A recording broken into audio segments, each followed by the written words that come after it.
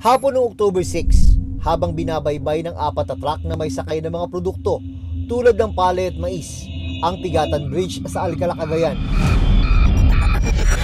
Bigla na lang itong bumigay. Wala na tulay ng Pigatan.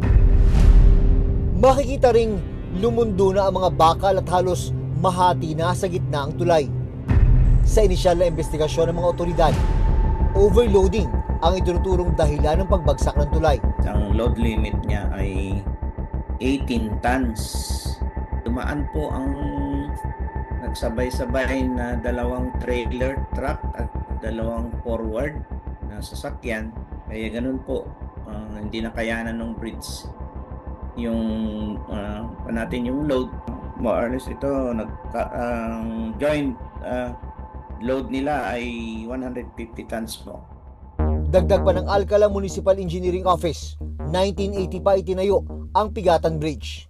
Taong 2016 naman, nang sumailalim ito sa retrofitting o pagpapatibay ng tulay. Sa DPWH ay meron silang yearly inspection, kaya po from time to time they are maintaining yung bridge by kung may mga kalawang yan, tinatanggal nila at inaayos nila through yung carbon fiber na nilalagay doon sa may mga kinalawang na parte para po maiwasan po yung patuloy na pag-corrode. Siguro ganun din, may kakulangan din sa maintenance. Ang Pigatan Bridge ang nag-iisang tulay na nagkokonekta sa probinsya ng Tuguegarao at Northern Cagayan. Ito rin ang nagsisilbing daanan para maibiyahe ng mga magsasaka ang kanilang mga produkto papuntang merkado.